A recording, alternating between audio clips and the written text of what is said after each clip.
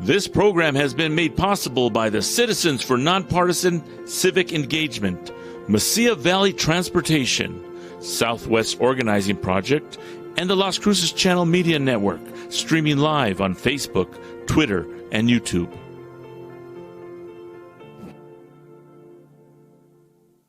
When you partner with Mesilla Valley Transportation, you can count on a group of hardworking professionals that make sure your freight is secure, handled with care, and delivered on time. We have proudly been moving America's cargo since 1982, starting with local businesses to now transporting for Fortune 500 companies. We invest in the industry's most advanced technology when it comes to dispatching, logistics, and safety. You can trust that our customers are our #1 priority. Every day we drive our company to be the best, and that's why we drive for you.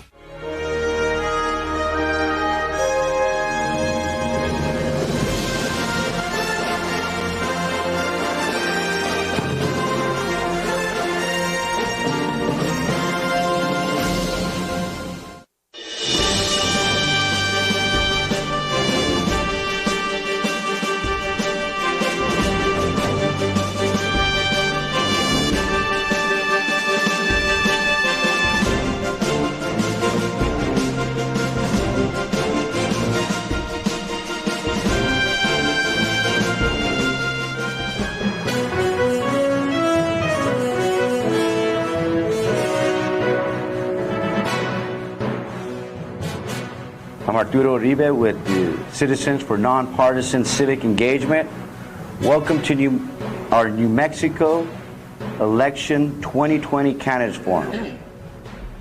Due to the pandemic, we've had to think of different ways to engage with the candidates. And this is one of the ways that was presented to us so that we could do this.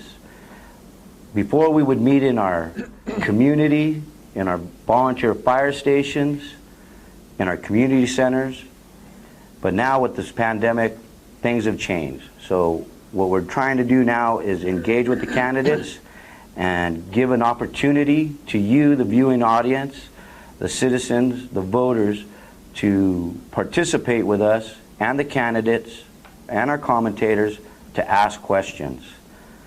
We're live streaming on Facebook, Twitter, and YouTube.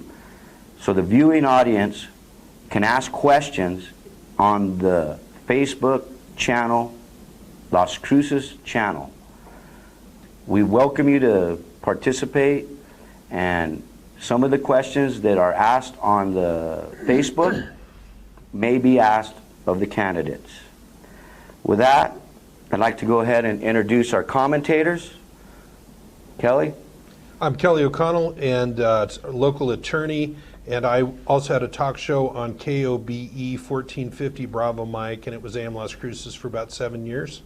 And I'm also a columnist at Canada Free Press up in Toronto, and was the house piano player for about a year at Hotel Encanto. Thank you. All right, Olga? Olga Nunez, lifetime resident of New Mexico, specifically the city of Central Park. I currently I'm serving on my second term as city council. And I'm very grateful to be here, Arturo. Thank you for the invite, and I'm looking forward to getting our residents engaged and to get them to participate in this coming elections. Thank you very much. Well, thank you both for being here. I'll go ahead and introduce our candidates. I'll go ahead with Mr. Roberts. Hello, John Roberts. I live in Anthony, and I'm running for District 31. Okay. Yes, Ms. Senator? Yeah, Arturo, thank you. I'm Joseph Cervantes. I grew up in La Mesa, New Mexico, and have lived here most of my life. I'm a local attorney, and Jennifer and I have raised our family here in Las Cruces. So I was doing a little bit of research. We all came together and, looked at the maps. So if we get an opportunity to check out the map, but the population of your district is like about 40-some-odd thousand people. And the voter registration breakdown shows that there's like almost 13,000 voters that are registered in the district that are Democrat, and Republicans about 5,308. But then you have the did not states or independents, which makes up another 7,348. The district is predominantly made up of Mexicano communities, Mexicano voters. So understanding that, you know, it's important for us in these rural communities where we live, like even what we're doing right now, there's really a need for Wi-Fi. There's many needs in that community and in that district. So we're hoping that this will, you know, entice folks and elected officials to understand the need for this technology, especially right now during this pandemic with our students who are distance learning. And this pandemic has really demonstrated to us that, you know, things are changing with the technology. With that, I want to go ahead and start asking the questions of the candidates, and I'll go ahead and start with City Councilwoman Olga. Thank you very much, Arturo.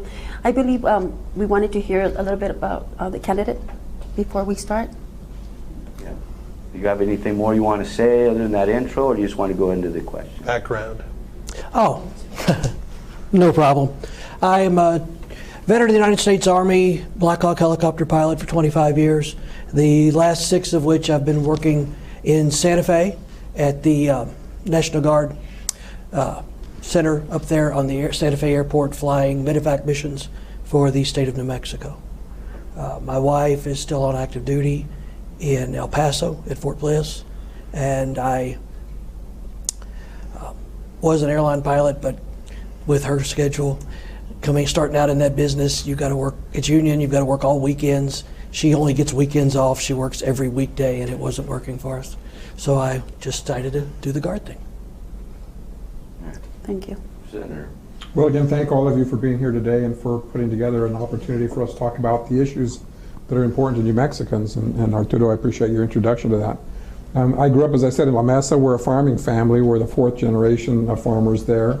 Going to Anthony was going to the big city when I was a kid. My mom worked in Sunland Park. My dad still lives in Santa Teresa. My brother and sister and I are partners in our farming business. And I'm a lawyer here in Las Cruces. So this is where our roots are at. As I said earlier, Jennifer and I have raised our 3 daughters here. Jennifer and I have been married almost 30 years. And we have family throughout the community. It's been a real privilege for me to serve the citizens of the community. We're citizen legislators, so I operate my business and my law practice by day, but a couple of months out of the year, I get a chance to represent our community in Santa Fe, and it's been a great honor to do that. And I'm proud of the things we have been able to accomplish, but we all know there's a lot more that needs to be done. All right. Kelly? So for both of you guys, just a brief question. If you could just give a little paragraph on what you consider the purpose of government to be. What's the vision that you have that you're kind of going after? Joseph. John? I mean, Senator. I'm sorry. Pardon me. Senator. Your question, go ahead. Go ahead. John? Okay. Government in this country is supposed to represent the people. And if government doesn't listen, we re-elect people that do. But that's what we're here for, is to listen and represent. And Mr. Cervantes has been serving for a very long time, carrying that mantle and representing us, and I would like a chance to do as well. I'm a very good listener. And Joe? In today's day, government fulfills a lot of needs. Health care, our safety in a community, pandemic that threatens all of our livelihoods. But fundamentally, I think what government is supposed to do is to lead and to bring people together. In other words, to try and hear the voices, but also try to direct the community as a whole. It's not enough to just respond to the public. It's about creating a vision. It's about trying to show direction. It's about trying to show how things can be done by government showing some leadership. But it's also listening to the public and hearing those needs and responding to those. Why are you the best man for this seat? And whoever you want to ask. Mr. Thomas? John is fine. Thank you. I've worked in government for the last 25 years. I've been a warrant officer most of my military career.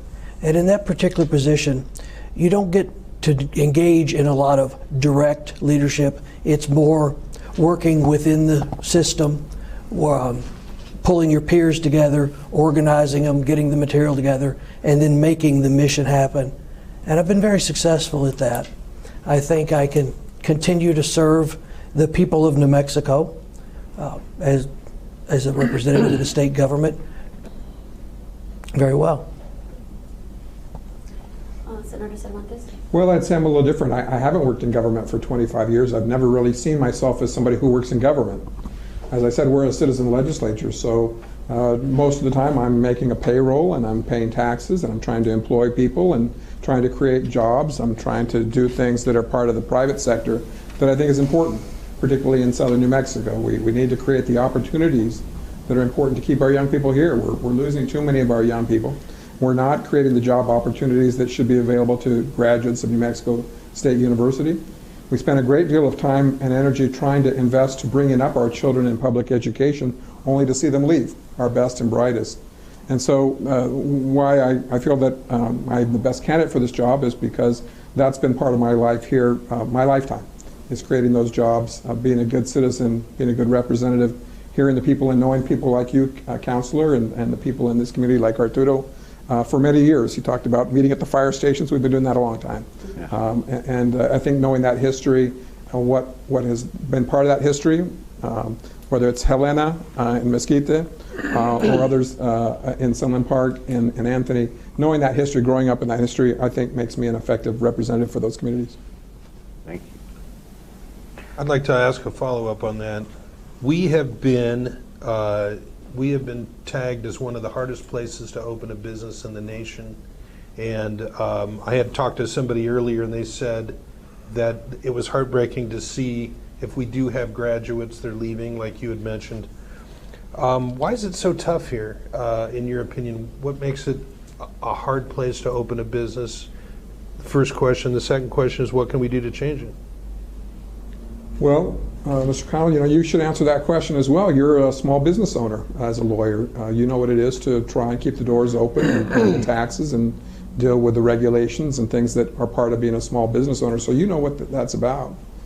It's particularly troubling when you represent a community like Sunland Park or like Anthony, because in Sunland Park on one side of the street you're in Texas. In Anthony on one side of the street you're in Texas. And we know where the business and economic opportunities are happening. They're happening on the Texas side. That's where the big businesses are going. Now, Councilor Nunez has done a good job in Sunland Park about trying to change that, but New Mexico has not created a business-friendly climate, and we've got to let people know that that's what it's about. Everybody in politics says we need to grow our private sector, that we need to get out of our dependence on government and oil and gas. They always say it, but they never do what it takes, which is to reach out to the business community and make them true partners. And that's what, frankly, we see across the street in our communities. We see business partners putting in $1 billion of new highway infrastructure in El Paso. We see cranes and high rises going up. That whole west side of El Paso is nothing like it was 3 years ago. Nothing like it. And New Mexico needs more of that opportunity. So a specific idea that you've had for that? I would eliminate the tax breaks that we've used in the past, thinking that that's going to attract business. The idea that we create these special interest tax breaks that's going to pay off rarely, if ever, do. And so we create this unequal playing field in business. New Mexico has too much insider ball, if you will. There's too much corruption in New Mexico. There's too much of an insider Santa Fe mentality. And that turns off business people. They don't feel that they get a fair shake and a fair playing field. And so we need to eliminate those preferences for those who are connected politically. And John, for you, what's wrong with business here, and what can we do to change it? Well, for the most part, I work in Santa Fe with the Guard, as I mentioned before. And when you drive back and forth, as you have, Joe, up to Santa Fe, all the attention is in Santa Fe and Albuquerque. We're the second largest city in New Mexico, and we get what's left. When it comes to starting businesses, we don't have a lot of incentives in this state to get people from other states to come in. Then they feel threatened. We aren't offering programs inside our own state. We don't have any state added funds to the small business programs that we've got, which are federal, that you can get. Texas adds to all those, and there's lots more people every day. I talk to veteran friends of mine, and they would go to Texas in a heartbeat and are traveling from all over the country to start their businesses there. What is it specifically that Texas has that you see that they have that we don't? They offer, through the Small Business Development Program in Texas, they offer funding, loans, as well as additional training and classes if you need extra training and classes. But mostly the funding, the banks are there, the money's there, the economy's there. I've heard that you can open a business, get a business license down there in a few days, and here it can take a year or more. And you guys have both noticed that? Yes. So what would you do to kind of fight back against that if you were elected? We need to reallocate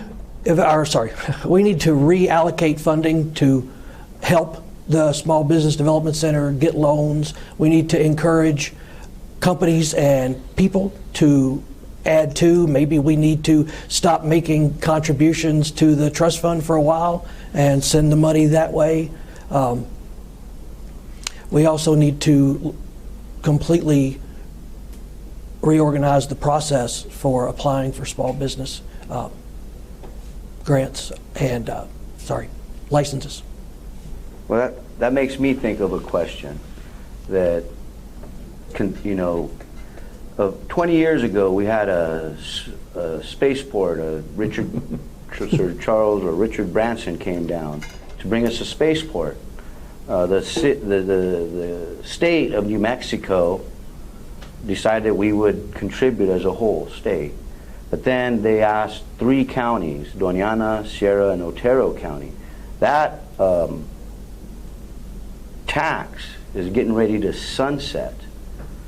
Would you support continuing Doña Ana County and your district as taxpayers to keep giving and funding that spaceport? And I ask you, Senator. We talked earlier about the long history, and Arturo, you and I opposed that tax, and I fought it because, frankly, the spaceport is a state agency, and it's the only state agency that's funded by a community. Every time you make a purchase in Doña Ana County, if you're at McDonald's or any place else and you buy a soda, you're paying for the spaceport. You don't make a purchase in Doña Ana County without some part of that purchase being taxed to pay for the spaceport. Now, what that means is that tax is not available to pay for roads, for infrastructure, for the parks and other needs of our community. Now, I would disagree with you. I don't think that tax is set to sunset. In fact, that would require an action by the county commission, and I wish they would do it now. Because frankly, the state should be paying for the spaceport, not Doña Ana County. The argument made for it back at the time was that it would bring a lot of economic development and opportunity and jobs to Doña Ana County, and the reality is, once again, a few small people are profiting from that project, but most of us are not. And we're continuing to pay for that, and frankly, we're paying for their budget, we're paying for their salaries, we're paying for their operations. The idea behind that tax was to pay for the building and the construction, but today, every one of us who makes a purchase today, this afternoon, is paying for the salaries and the maintenance and the firefighters and the people that are out there at the spaceport every day. And it should stop. New Mexico should pay for the project, not Doña Ana County. What's your thoughts on that? No, I agree completely. I've driven out there. I was really kind of not impressed. I don't see where it's really bringing the jobs that were anticipated into Doña Ana County at all. There's no housing out there, so there can't be that many people out there all the time. So just educate us, Senator. You know about this, and I don't know as a taxpayer, a voter. So I was under the impression that when we voted for it, we had 20 years, and then it was going to sunset, and then we were going to have people in space. But does it? What's happening now? I mean, if they want us to continue funding it, do we, the taxpayers and the voters that voted for that, do we have the opportunity to vote on it again, whether or not we want to do that? Well, Arturo, again, going back to the history, it's been about 15 years when you and I opposed that tax, and it was opposed by me because it was clear that it was not a project that was going to be financially viable. We spent about $250 million on that project. I would have liked to have seen $250 million go to other projects in our community to create renewable energy programs in New Mexico or New Mexico State. We can think of many other better uses in my mind of that money. But you're right. Right now, that tax is not only doing what it was promised to do, and a lot of promises were made. You and I were there on the streets fighting that tax. There were a lot of promises made. Those promises have not been kept. Among those promises were that the money would be used to pay off the building. That tax is now generating so much money that it not only pays off the obligation of the building, but the surplus money is now being used to pay for, as I said, operations, salaries, upkeep of the people out there. As I said, you've got a fire crew out there, you've got people there every day. That's expensive. And it's a long ways from Doña Ana County. And so I've argued that we should be using that surplus revenue to pay off the bonds early, get out of the obligation for the building that we are obligated to take care of, and then make that tax revenue available to our local communities and our county government to do things that are going to benefit more people than just folks in England, frankly. And then, Mr. Roberts, just what are your thoughts? I mean, and I apologize, he knows about the issue, No, but what is your, I mean, I heard what you said, but would you have any more thoughts on where that money could be going? Anywhere but where it's going. They still aren't any further along at getting people into space or making trips into space, and the tourism that it was supposed to bring into Doña Ana County, it's not happening. All right. Cut it loose. Olga. Sunland Park did very well this year during legislation. However, what is the plan that you have for New Mexico in regards to turning towards renewable energy? Mr. Thomas? They're working every day to add more and more to our solar and our wind energy assets across the state. There's programs to add money from the state treasury to fund those, or to, sorry, not add, to give you tax breaks. I saw one out in Deming that they're working on, but it's taken its time. They aren't really moving forward very quickly. And having seen some of the new stuff, especially on the wind, when I drove by one of the wind farms, I noticed 3 big propellers laying out there in the field. And I thought, what's going on with this? So I started researching it and making some calls. Come to find out, they break all the time. And they are completely non-biodegradable, so when they fall apart, they've got to throw them away, and they clog up landfills, and they're full of fiberglass shards and everything else. So that may be some of the reason why they're kind of lagging behind in rushing that technology. Some of the best places in the state for wind farms are also the hardest to get to, so you've got to run the lines, that power lines out, and so on and so forth. One of the things you learn if you want to be successful in business is to capitalize on what your assets are. Our assets here are in front of us every day. Beautiful sunshine, clear skies, blue skies, good weather, wind energy available to our community. So we need to capitalize on those resources because they're here for us to do so. The downside is that politicians, and I know it's maybe hard to say this as an incumbent, but I'm always pretty straight. I like to be straight with people. We have press conferences and we pass bills to say that we're doing renewable energy, and the reality is it's a pretty half-hearted effort. We passed legislation this last year that says we're going to be at renewable energy standards by 40%, 50%, 80% by certain years. But realize those laws have no consequences. Right now we already have law that New Mexico is supposed to be at 20% renewable by this year. We're nowhere near that. So what? What's the consequence? There is none. So we can pass all the laws, we can have all the press conferences, we can pat ourselves on the back saying we passed laws to reach a certain level of renewables, but if we don't get there and we have no consequence, then it's a meaningless gesture. We need to have true laws, true standards that have consequences when energy companies and others don't meet those standards. So they'll do it. Otherwise, it's just talk. Thank you. All right, Kelly? Yeah, okay, here's the 900-pound gorilla in the room. COVID. How do you guys rate that we reacted to it? And what could we have done better? And what do we need to change? So John, give us your take on COVID. Well, initially, I think the state responded amazingly to COVID. We got ahead of it before most states were even still trying to figure out what to do. As it drug on, we aren't a densely populated state. So New York, California, Florida, they even saw their numbers begin to dwindle, and we've still been locked up at home, I believe, for too long, at the point when small businesses are starting to struggle. Restaurants have closed down all over the place. Little coffee shop that I used to go to in Santa Fe is no longer there. Initially, amazing, but as time drug on, it should have started opening up slowly instead of just keeping the stranglehold on the state. And who would you blame? Who would you point a finger at? Decisions were made based on the data. I think a lot of the data coming through was scary initially, that would have led anybody to make some of the decisions they made. Other states were doing the same thing, so you can't really say who's right or who's wrong in hindsight.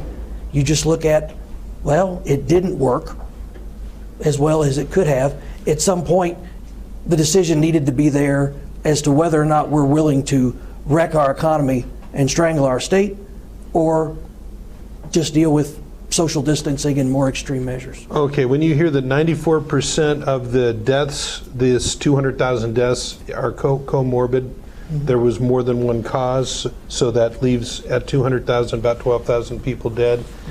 Do you look at this and say we overreacted, we've killed all these businesses, there's, you know, blood on the hands of the government, that we killed all these little businesses, right? I mean, you see it that way, or? To an extent, yes. We spoke earlier about how difficult it is to start up and establish a business in our state. So they're relatively precious. You need to protect them. Early on, the numbers were showing a more substantial death loss. And if you go back to 1918, 1919 with the Spanish influenza, eventually, in almost every country in the world, the death loss was so significant that it created a recession. Mm-hmm. So if you say, well, we aren't going to worry about the recession, we're going to let everybody go, and then you do have a significant death loss, you could create a recession anyway. So you've got you're in a balancing act. What do we need to change now? We'll take the same question to Joe, but what do we need to change? Let's get back to work. And what rule changes would happen, according to your leadership? I mean, we wear the mask as long as it's necessary. We do our hand washing, our social distancing, but as far as work from home and whatnot, let's get back to work and handle business. Yeah, Joe, how did we do? How do you rate our reaction? I think Governor Lujan Grisham deserves a lot of credit. If you look at the states around us, we're consistently doing far better statistically than all the states around us. And I think that's a tribute to her work and, frankly, her experience as a health cabinet secretary and a focus on health issues. The problem that we've run into over time is twofold. One is the national picture and the national leadership from the president has become one of distrust. We've learned not to rely upon the information. We know it's lies. We all know it's lies. And so we can't trust it. And that creates a sense of anxiety in the population to know what the truth really is, and we can't know, and we don't have that trust in our federal government. You're saying the president is lying? Of course he is. Is there another interpretation for what happened? No, there's none. We listened to his recordings of his own voice. He can call it fake news, but when he's the guy telling us that he's lying, what more can you say? Now, this is not about bashing the president, it's about solving solutions, but I do have to kind of come back at you, though, because I've heard this. How about interpreting it that he said, I'm not going to allow myself to, just gush a bunch of information and frighten people? I mean, in listening to what he was saying, it seemed like you could say that what he was really getting at is, I'm not going to overreact so that people don't panic. I'm getting the yellow card for your time. No, him. First of all, we should thank you for putting plastic guards between us in this room. My point is this. What we did wrong in New Mexico and what we're doing wrong in the nation, but here in particular, is an unfairness to things we're doing. So in this room, we're acting as adults. We have plastic barriers between us. We're exercising social distancing. We brought our masks. There's hand sanitizers all around us. We're acting like adults because we've learned to trust one another. But when you have a government that says we're going to keep Walmart open, but we're going to shut down the local stores, when we're going to allow the big box stores to stay open, but we're not going to trust others, there's no sense to that. There's no logic behind that at all. And so what it does is it breeds a sense of distrust in the government, and it breeds a sense of unfairness in the government. And that's what we have going on here now, is the small businesses don't consider what New Mexico is doing fair. And you can understand and be sympathetic to that, because it doesn't make sense that the local liquor store is shut down, but you can go into Walgreens and stock up all you want. There's no fairness to that. There's no logic to that. There's 1% rate of death right now, and what would you change right now? Well, I don't know if I agree with the 1% rate of death, but for every one of those deaths, it's a tragedy. And so what we need to be doing is what we're doing, putting a lot of support behind our doctors, our hospitals, our healthcare providers. We need to be testing, and right now we really need to be focusing on how we can teach our children and keep them safe. I thank God every day that Jennifer and I have raised our children in this community and got a great education, but they're not in public schools right now. They're in college, and I don't know what I would do as a father if I had daughters right now in public school and I had to choose between getting them educated at school and putting them at some risk. I don't know how I would make that decision, and my heart goes out to the families that have to make that decision every day. All right, with that, we're going to go ahead and take a break. Thank you for tuning in, and we will be taking some questions here from our listening audience on Facebook Live, but thank you. We'll take a break.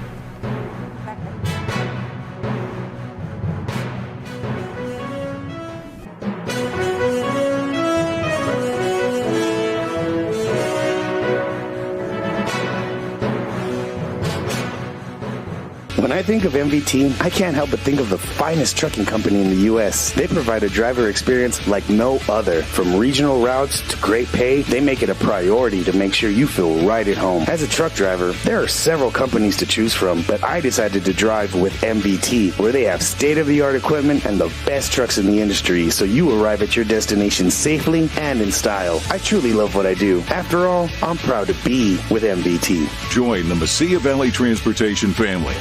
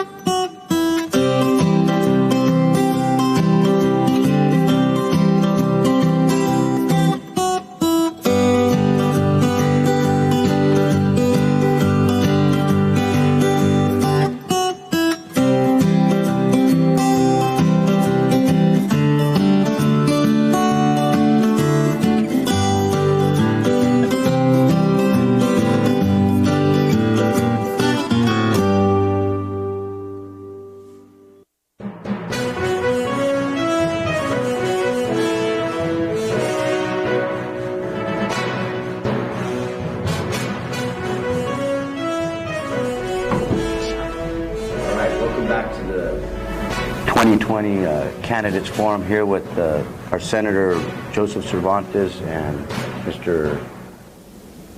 John Roberts. All right, so we got some questions off of the Facebook Live that I'd like to ask, and one of them is coming from Daisy Lita, and she's asking both candidates, how familiar are you with the needs and the lack of resources we have in our rural communities like Santa Teresa and Chaparral? Mr. Roberts. Well, as I live in Anthony myself, I'm quite familiar with lack of resources. I can't even get internet service at my house. I live about 2 miles off of Highway 478. High-speed internet goes right down the highway, but it doesn't come to my house. I would have to get satellite, which is ridiculously slow and very expensive. So, very familiar. We need resources, especially if we're going to continue to do any more education from home. We've got to make a way for people to get access to the internet. Yes, sir. Senator. I appreciate the question from City Councilor Lita from Sunland Park, and thank you for the question. Councilor Lita is a businesswoman, and she runs wonderful businesses in Chaparral and Sunland Park and those communities, taking care of kids. So she knows very well the things we were talking about today, the difficulty with getting a business started and keeping it going, paying payroll and taxes through these hard times. We're going to be at some risk. For years, we've been the beneficiaries of something called the Colonias Infrastructure Fund. It's a bill that I helped sponsor with our Lieutenant Governor, Howie Morales, years ago to bring additional funding into the colonias that frankly were created by government neglect. The fact is that those colonias were created because the government allowed unscrupulous developers to sell property without infrastructure, without roads, water, and sewer. We've had a fund in place to try and resolve that problem over time. I would say that fund is now very terribly threatened. For years, the other legislators from the rest of the state don't like the fact that this fund benefits one part of the state to the exclusion of the others. We've had the benefit of having some very strong, well-placed legislators, frankly, from southern New Mexico, who've been able to protect that fund. But I think realistically, it's probably in some jeopardy. And so the fact is that until we resolve things like our colonias and their infrastructure needs, it's going to be hard to attract businesses to come here. And it's going to be hard to keep our young people here. Do they want to grow up in a community that doesn't have paved roads, that doesn't have water and sewer and infrastructure? As much as they love their families and want to be close to their families, I think that's true of a lot of our young people, they've got to look at their opportunities. And so we have to see the infrastructure that you're talking about in our colonies in a bigger picture, which it's part of our economic development, and it's our vision. As I said earlier, government is about creating a vision and bringing people together to follow that vision. My vision is not to have colonias into the next generation. Oh, City Councilor, follow up there. As far as going back to the situation with the COVID, how do we help our businesses? I am pro-business. I am for helping businesses, but somehow government has taken to extremes. We either help businesses or people. How do we get New Mexico back on its feet without sacrificing the welfare and health of our residents? Mr. Thomas. I would like to see the state engage in some form of relief for the businesses, potentially even offering incentives via tax reductions for individuals, banks, and other organizations that are willing to issue some loans to the businesses to help them get through this, move forward, as well as maybe some tax relief until this pandemic the effects of the pandemic on the economy have begun to diminish. Okay, you mentioned relief for businesses. How about your average citizen, your average resident? For example, we have mothers and fathers opting to choose between one or the other going back to work because we have at homeschooling. How would you address that? So people aren't going to be able to school at home and have a dual income family anymore. It's just not possible, not unless the community joins together and they want, the neighbors to take each other's kids, which isn't really feasible in most instances. I really think our unemployment structure here in New Mexico needs to be reevaluated. Having transitioned in jobs before and had to go and apply for unemployment, it doesn't cover what you were earning before. It's not like it's unemployment insurance where it's going to get you through because you paid into it, even though companies pay into it. I think there's a way to reorganize that where it would be more commensurate with what you were making before you left, only for a briefer period, to get you through there. The federal government's working on some things with unemployment, and we'll just have to see what comes from that. The working at home, if we can keep the jobs we've got and build on them, and hopefully we can keep people working and get everybody through this. We may at some point have to look at a state stimulus or a state tax break until we can get people ahead of this. I know we've been paying into the state trust fund for a number of years with oil and gas revenue. Not saying we need to cash it in, but it might be time to suspend those payments. The money's supposed to be for an emergency. Maybe we suspend those payments to get everybody through this. Thank you. Senator Cervantes, the same question. Well, there's a lot in that answer that I would probably disagree with. The Land Grant Permanent Fund was not meant for emergencies.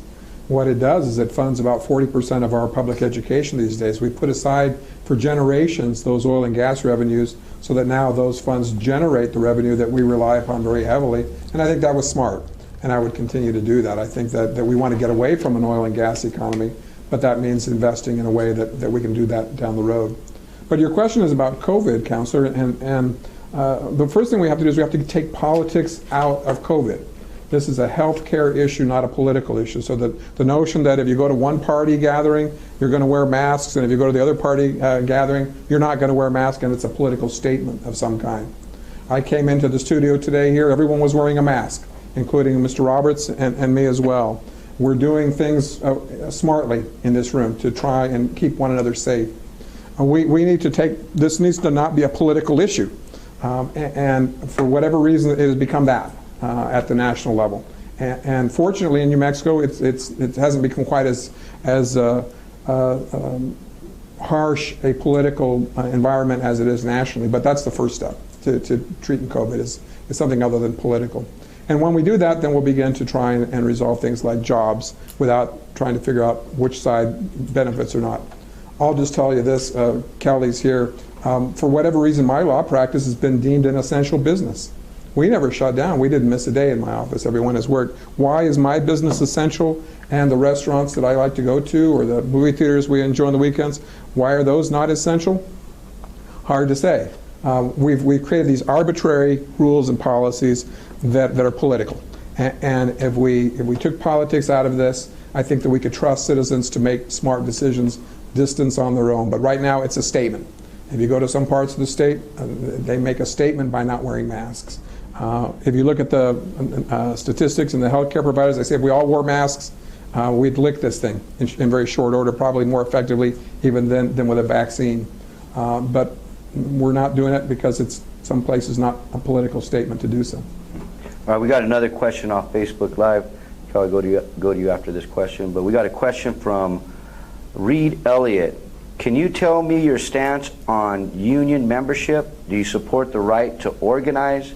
And what is your stance on right to work? Senator.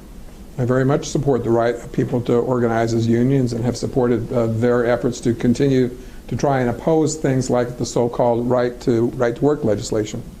It's a pretty simple idea if you put it in the terms that I do. When a group of people who work in a place, and let's use the university here as an example because they did create a union for themselves years ago, when the majority of them get together and decide that they want to have a common representation and they elect that representation by a democracy, I think they have the right to do that, and I support that. I don't think the so-called right to work makes sense because what that does is that allows the people who don't want to participate in the union still get all of the benefits that those who are in the union receive, and that doesn't make sense. That would be like me saying as a taxpayer, I want to pay my taxes in New Mexico and at the federal government, but I only wanted to go to a certain purpose or a certain group of people and not to others, and that just doesn't work. So I support the right to organize. I think it's important that they have that voice, and the idea of saying that a right to work bill or a law that allows people to take the advantage of the union benefits, the salaries and everything the union gets for that group, but not have to pay into the union as dues, that's what right to work is. And that's not democratic to me. That's not having the entire group live by the will of the majority. Mr. Roberts? Well, I've worked union jobs before, and unions bring a lot of organization, a lot of aid to the worker. They give them a voice to management so that they don't get, overridden by management's decisions. They keep people from getting fired just because it's cheaper to fire an employee than it is to and rehire them 6 months later when the business comes back.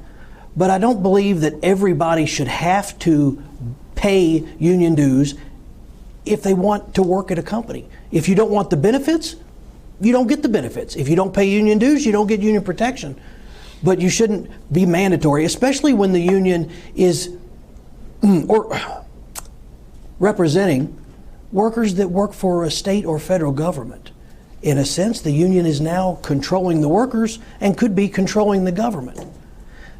To make it mandatory to have a state job if you're in a union, I don't see it. Well, I think that's what Reagan dealt with, as I recall, in the strike that he dealt with. But here's another big question for you guys. Defund the police. We have seen positive evidence that there are certain arrests, whatever, that are not done by the book, and there's been a lot of anger out there. We all know there's still rioting going on. And some people really want to defund the police, and they've just voted for it and overridden the mayor in Seattle. So how do you guys feel about it, John? I think it's a mistake. We need people to enforce the laws that the state, the federal government, the local governments, that they create. If anything, the funding is barely sufficient enough to get the training and the equipment that they need anyway, which it would cause issues like we've seen in other states with the violence and everything else. at the job they're asked to do, with the hours they work and the crazy shifts, any reasonable person wouldn't want the job. And so you're going to get people that are struggling and working too many hours and overly tired, doing a job that takes very careful attention to detail. So when you offer the pay, in many places, the police officers don't make as much as restaurant managers. You're expecting them to work more hours. A good friend of mine works up in Albuquerque in the police department. He's a zombie most days during the week. Eventually he gets 2 or 3 days off and practically sleeps the whole time. Yes, people make mistakes. They make poor decisions. They get their paperwork done incorrectly when they're working under those conditions. Joe? I don't support the defunding the police, but to that last answer by Mr. Roberts, there are abuses. Albuquerque is now under audit and investigation because you have police officers who are making $220,000, $250,000 a year with overtime. And the police officers in Albuquerque are some of the highest paid people in the entire city government. There are abuses. What's happening with the idea of defunding is they're only using that as an excuse to dismantle a police office and then start it all over again. Nobody expects the community to live without law enforcement, but when they say defund, what they're really saying is, let's break up the union, let's get rid of the administrators and the people that are in office now, we'll start over again from scratch. That's simplistic, and it's not the right solution. All right, we're going to go ahead and wrap up, but there's folks that have been asking on Facebook, you know, go ahead and ask them for your support, for their vote, but what are the 5 things that you would really like to accomplish if you were elected? Mr. Roberts. I'd like to see education brought on in New Mexico, surpassing every state. I'd like to see more emphasis on getting not just small business, but also bringing in more business and getting more jobs, especially the collegiate level and higher. We're falling way behind. Our college graduates, as Mr. Cervantes said, are going to Texas, they're going to Arizona. They're not staying here in New Mexico because they get their degree and it's gone. They got to take it where they can earn enough to pay off the student loans. So I'd like to see more support for agriculture in the southern part of the state. We've got the bulk of the agriculture in the state. We need to support that. I'd like to see the roads get paved. Everything up north is paved. We're the 2nd largest city in New Mexico. There needs to be some love brought down here. Senator. We have to create jobs in the economy that'll make us all prosper. It takes care of our revenue, our income problems. We have to accept the fact that this next year is going to be one of the hardest years, if not the hardest year New Mexico's ever seen. Our budget is about between $7 and $8 billion. Right now, the latest projections are we're going to be short $8 billion for our revenue. That's a massive amount of money. It's going to be difficult. So our first job in the immediate future is taking care of our budget, getting ourselves back into balance. Long term, what we need to do is to make sure that we have the revenue and the resources by job creation. And we're remaining as a poor state. As a poor state, that means that we're not able to fund our schools, and it works us all the way down. It comes back to us in crime, it comes back to us in unemployment, and it comes back to us with young people leaving our state. So on the 5 things, Kelly, you said what I'd like to do. I'd like this to be a state that was there for me, the kind of state that gave me great opportunities in my education and to build a business here and to do well. I'd like all of our citizens to have that opportunity. I'd like all of our children to have that opportunity. That's my #1 goal. We do that with agriculture. We do that with our proximity to the border. We do that by appreciating Sunland Park and Santa Teresa and its proximity to Texas and what we can do. We take advantage of the things that we have in front of us. And those are, I think, the principal goals that we need to do so, whether it's renewable energy, whether it's agriculture and job creation. We need to find out what's best about southern New Mexico and then capitalize on that rather than ignoring it. Go ahead and ask the voters, look in the camera, ask them for their support. I'm not sure which one of these I'm working off of. There you go, that's the one. Well, I hope you will continue our discussion tonight by going to joe4nm.com. We have Facebook, accessibility, Twitter, all of the social media programs to get through this COVID process. And I miss knocking on your doors. I miss going out into the community of Mesquite and Sunland Park and others. But I do hope you'll stay in touch with us, and I look forward to talking about these issues more with all of you by reaching out to me. Thank you. Mr. Roberts. Well, good afternoon, Southern New Mexico. It's been a pleasure to speak with you this evening. And if you have any questions, feel free to contact me.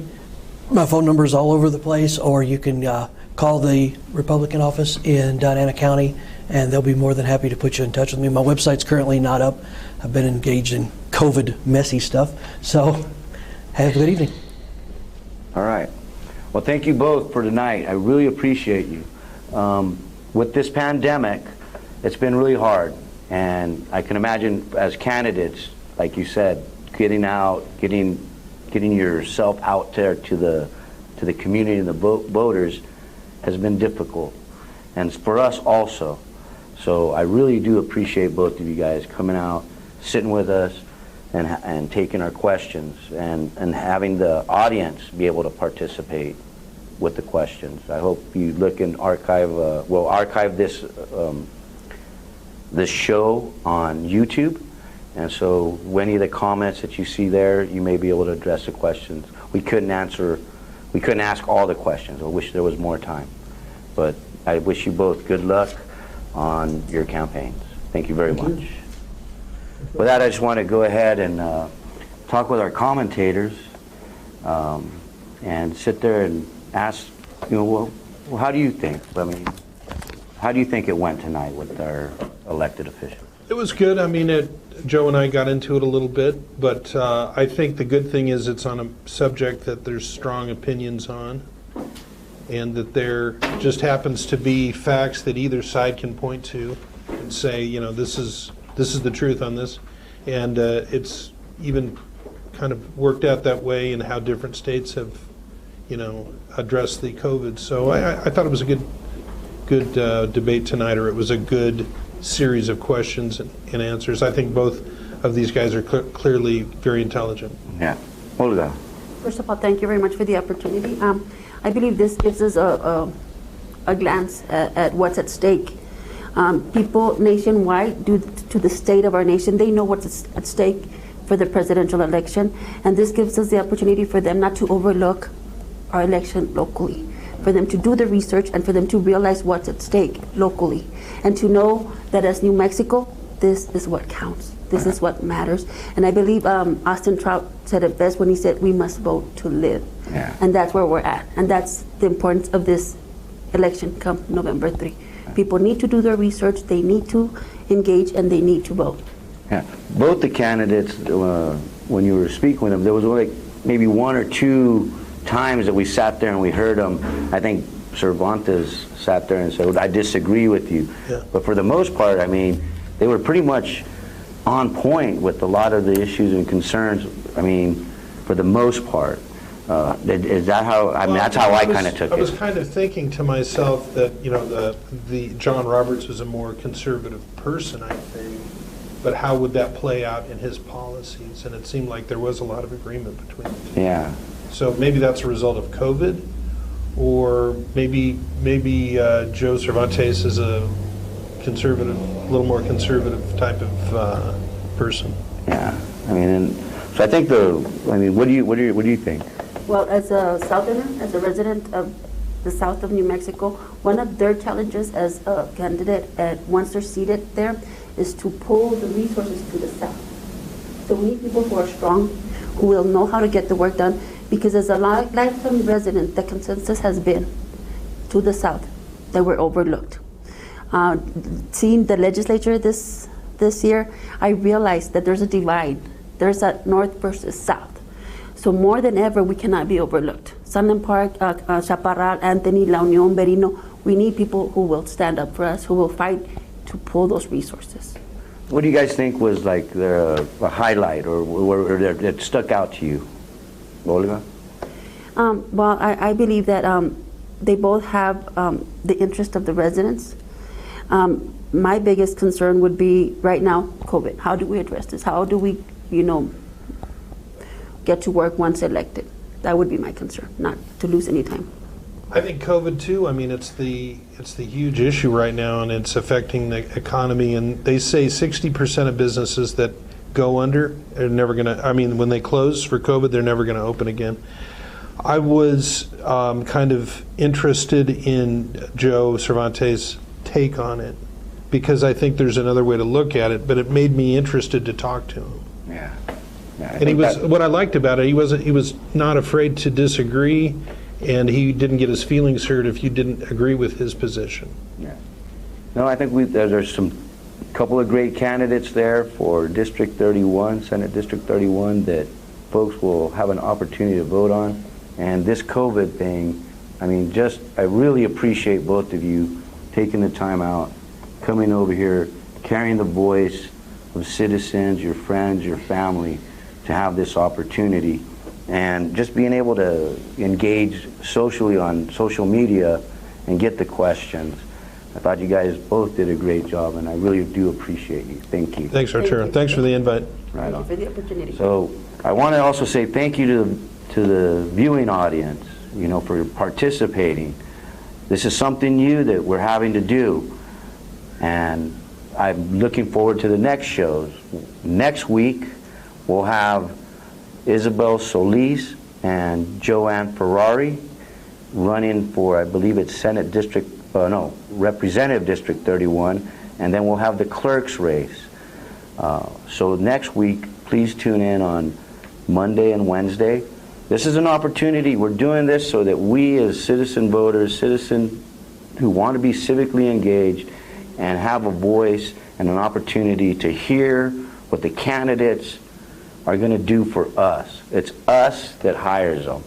And I believe it's really important that we stay engaged even through this pandemic. So I appreciate the questions that came out from social media. I want to say thank you to my commentators and to our sponsors, Southwest Organizing Project, Mesilla Valley Transportation, and the Las Cruces channel. So thank you very much, and live to vote and vote to live. You guys have a good night.